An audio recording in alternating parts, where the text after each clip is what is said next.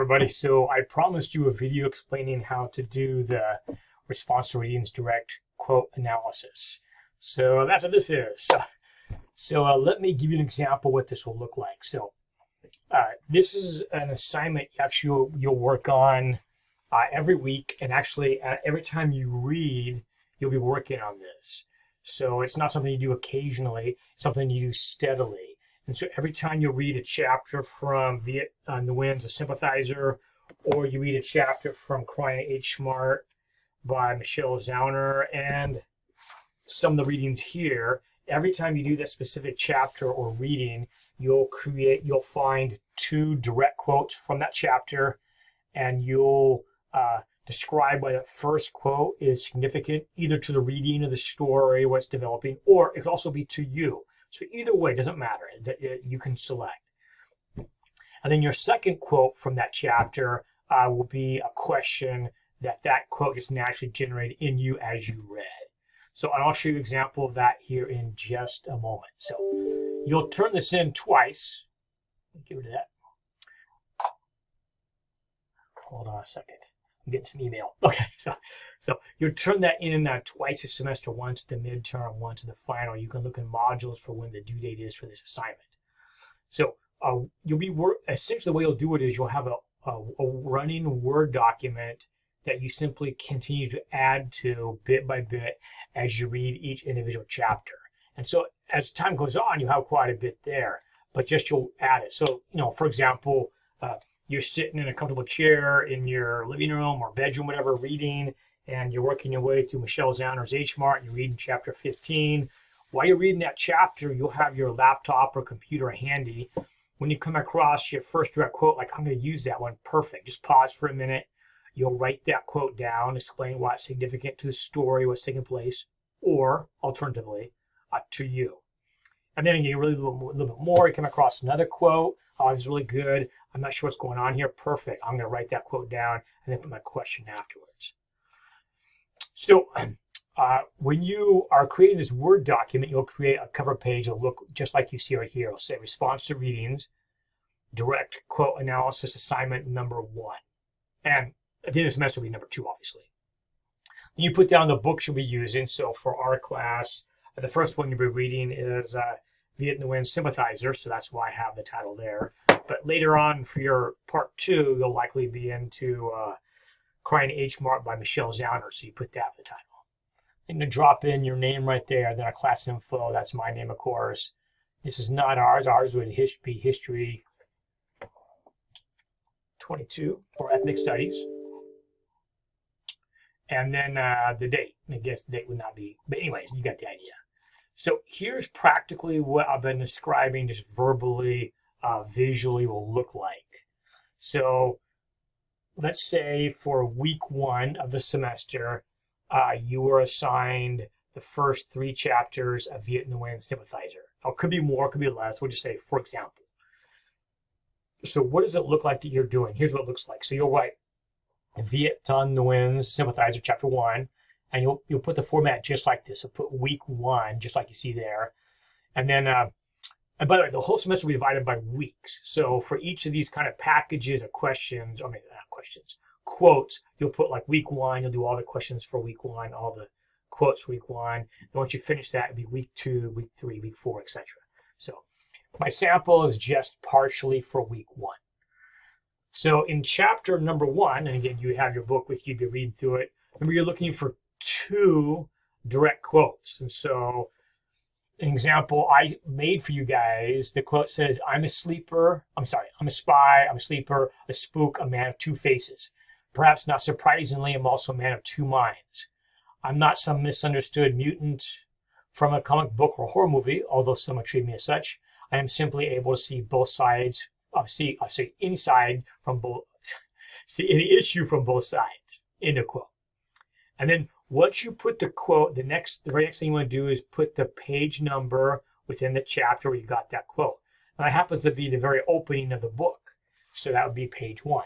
Whatever page number you just took that quote from, you'll put parentheses, P, period, the page number, whichever you selected. Remember, for this first one, it says quote and significance. Again, you want to put that, just like you guys see here, quote and significance. After the quote you selected, then describe why that quote is either significant to the story or could be to you. So here's what I put. Seems as though the statement demonstrates the pain of a split identity along with the struggle of not being fully seen by others who can come from a dominant racial ethnic groups, but also greater perspective the individual has to see the past and beyond.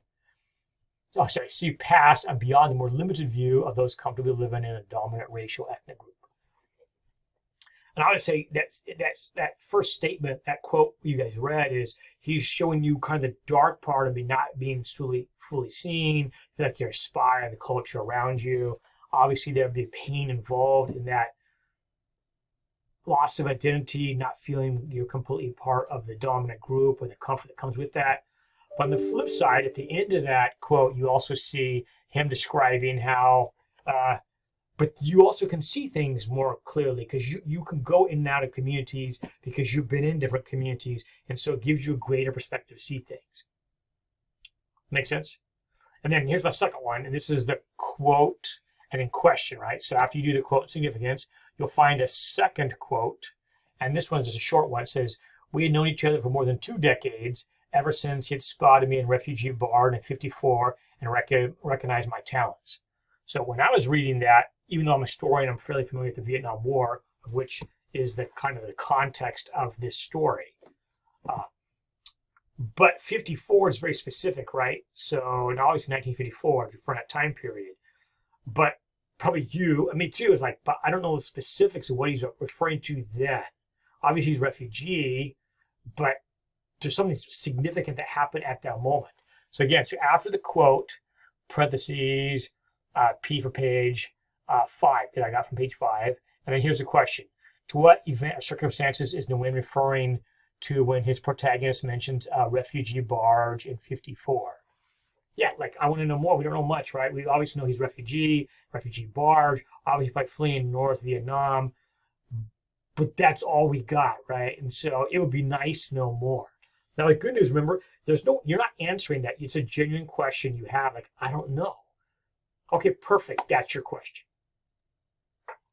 My only help you guys with is don't create a question that's kind of obvious, like just like what does this word mean when you can simply Google that word? That's not the kind of question I'm looking for. It's a genuine question. The author, Nguyen, refer to something, or whoever the author is, refer to something or mention something, like I don't get it, or why would the main character have done this? Like, why did they see it this way? Why have he agreed to do this? I don't understand what's going on here. Perfect. Remember, you're not answering the question. It's a genuine question. As you read, you come across a quote and like, okay, I see the quote, but I don't know. Like, so what is this referring to? Or what is this? Perfect. Write that quote down, put the page number in, and then briefly explain what is your question that was brought up by the quote you selected. Does that make sense? So once you do both of those, you have completed that part of for that chapter. Again, remember, you're not turning them in that day, right? Turn them at the midterm. So, but you would save them, and then you go on. Again, you get your latte, whatever, and you go on to read chapter 2. So in chapter 2, the exact same drill that you just did, right? So you'll put the title there, Viet Thanh Nguyen's The Sympathizer, chapter 2. And then remember, you're getting 2 quotes, right? First quote, significance. My mother called me her love child, but I do not like to dwell on that. In the end, my father had it right. He called me nothing at all. Well, that sounds like a loaded, painful comment there saying his father called me nothing at all. We presume means his father's not in his life. So significance of this, again, the page number, that was page 21. It appears the protagonist has a major wound, and loss of identity is revealed by his focusing not on his mother's view of him, which is very positive, love child, but his absent father's complete absence. His absent father's complete absence from his life. Okay, yeah, that gives you real good insight into how he feels as a person. The loss of this father who really was never a father to him. Okay, good. And then again, you've been reading more in the chapter and you come across another quote, in this case, the one I selected. So it was always at the Basilica that man asked me to meet for our clandestine business, both of us savoring the farce of being counted among the faithful. What genuflected, by the way, it means bowed. But in actuality, we were atheists who had chosen communism over God. Remember, I mentioned the main author, even though he's a South Vietnamese soldier by day, But in reality, he's a secret communist spy embedded in the South Vietnamese army. So his place to meet his kind of controller, his controller's named Man. Just give you guys Man is that a person? No, that's his name. So don't get lost when he says Man. Man is his secret spy master who's controlling him, giving him his orders, like here's what I want you to do, what you find out. And their place to meet in Saigon, the South Vietnamese capital, was a Catholic cathedral or church. Again, not a place you think, but give them a chance, because a lot of people going into church, for mass. In the cathedral, give them a chance to meet there. No one asks questions like, why are you meeting this person? Because it's kind of a natural place, people not paying attention, and that's where they can meet. But then he goes on to describe, how ironically they look like they're deeply devout Catholics, but in reality they're atheists or communists, not Catholic at all. But that place gave them a place they could safely meet and have cover for their spy meeting. All right. And so the question I put is, after again put the page number 26, does the protagonist see communism as a type of all-embracing thought system equal to a religion, or in this case Catholicism?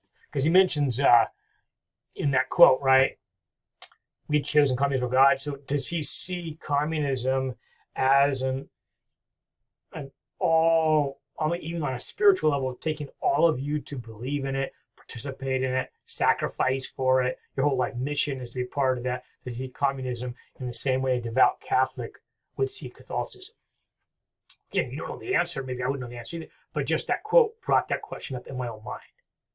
Okay, again, remember, there's no answer to that, right? It's a genuine question. If you were to, for example, if you were sitting across from the author of Viet in the Wind, maybe you would ask him, because I don't know the answer, but I'm really curious. Does your main character, is that how he sees things?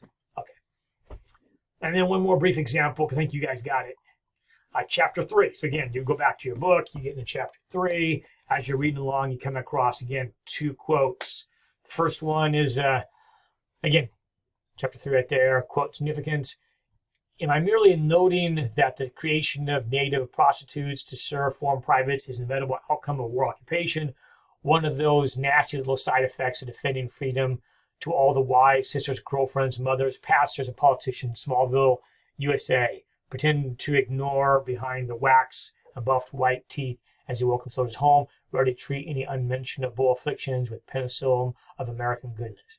By the way, that quote's a little bit long. You don't have to choose quotes that long. Just for that one, I thought, for me to get the complete thought, I need that whole quote. But it's up to you. You don't have to, that quote had, 3 sentences there?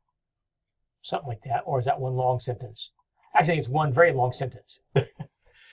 So I'm not grading these based on the length of the quote, but I do want you to be thoughtful. So what I'm looking for as you're doing this is, are you thoughtful? And again, for the sake of time, I'm not going to go over my response to that quote.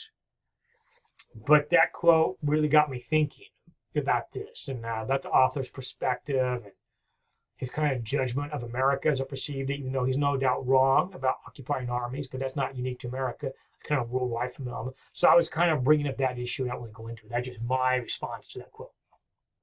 And then finally for chapter 3, remember another quote. This one's about the same length. It says, I'm not letting anyone eat this mango for free, communism or no communism. At this, all 3 hooted and clapped. They were ribald as Russian sailors on shore leave, but they had a firm grasp of the theory of exchange. What would happen to girls like this? What would happen to girls like this once revolution was victorious? That's on page 40. Again, you guys just listen to it out of context. You don't know what's going on. He's referring to some South Vietnamese prostitutes who are with him at the airport in Saigon who are trying to get on an emergency evacuation flight. And when he says what would happen to these girls, because these women, of course, are prostitutes who primarily serving U.S. soldiers or South Vietnamese soldiers, and once the communists take over, what's going to happen to them? And also their kind of idea of how they conduct their business, right? So my question is, what did happen to South Vietnamese prostitutes who primarily served U.S. soldiers after the North Vietnamese won the war? Probably not good. I can just take a guess. Probably not good. So the fact that these 3 women are trying to just desperately get out of South Vietnam as the North Vietnamese army is getting ever closer to taking and seizing control, and they're afraid and they're getting out. So my question is, so what historically what did happen to South Vietnamese prostitutes? once the North Vietnamese won the war and took over the whole country. So I think you guys got it. So you'll just complete that for every chapter. Again, it's not hard. Actually, I think it should not take you that long. Just have your book with you. Well, obviously, if you're reading, you would.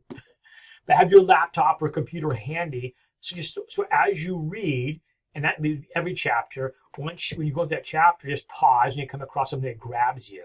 Like, I'm going to use that quote. Okay, perfect. Write that first quote down. Talk about its significance. Keep reading. Find something that, like another quote that brings up a question in your mind, like, oh, what would happen here? Why'd they do this? What's happening? Whatever. Same thing, same drill, right? Write that quote down, put the page number, and describe what is your question that was brought about by that quote. You'll do the same thing as you get farther and farther into, in this case, you'll get into Crying H Mart by Michelle Zauner. One last thing I want to mention to you guys, occasionally I have students who watch these explanation videos and like, okay, I got it. I have to do 3 chapters. That's the entirety of the assignment. No. You do this for every chapter. It's worth a lot of points. By the way, you guys will do really good with this. I'm looking forward to reading what grabbed you guys, what quote engaged you and got you thinking. I'm really looking forward to reading these. And it's fantastic for your grade. The typical student, if they're thoughtful, they follow the format like you guys see right here, they do a good job, they choose a good quote, they put the page number, good explanation, or for the second one, quote, good question, thoughtful question, same deal. When I grade this, you guys get all the points. It's powerful to helping you guys get a good grade. Also, hopefully, it's reflective of the thought as you're engaging with the author. So I hope it's good for you intellectually, open you up to get you to see things through the author's vision, and also get you questioning that vision too. But practically, it's also very good for your grade. The only way students lose points is I can tell, for example, they just don't do the reading, so they don't do the quotes, so obviously they don't get any points, or they put 0 effort into it. Occasionally I get that. Well, it's not that often, but occasionally a student, I just see there's no thought put into it. You can just tell they're not engaged in it. They're not putting any effort into it. There's no real processing of the quote. Then, of course, they're not going to do so well. But the rest of you guys will do fine. You don't have to write the way I do. You see my sample. Maybe you thought, well, I'm not going to write like that. Of course you're not going to write that. It's you. I just want to engage you. What is your thought? Just be thoughtful. Put your effort into it. Be thoughtful. Keep up with it. It'll pay you back both in your engagement with the text and the quotes you find. I hope it'll light you guys up a little bit. But also practically, it's very, very good for your grade as you do this. Again, you'll keep adding to them each week. Keep adding. Every time you go through a chapter, you keep adding to your questions, adding to your questions. At the midterm, you have a pretty good list of them, right, from all those chapters you read throughout the whole book. And then you'll turn that in. Once you get done with all the chapters here, Viet Nguyen's A Sympathizer, you guys will shift gears and you'll jump into this book. Both of these are fabulous, although quite different. So I think you guys enjoy the very different voice those 2 books have. Whew, I think I was talking kind of fast there. But I hope that makes sense to you guys. 2 quotes per chapter as you go along. Just be thoughtful, put it in, put your time in, and you guys will do very well. Looking forward to what you guys find. I find quotes interesting to me, but I really enjoy seeing what you guys, what sparks your interest, what engages you, what lights you up, and your explanations and the questions that come up from that are prompted by these quotes. And with that, we are out. That's it. Take care, everybody.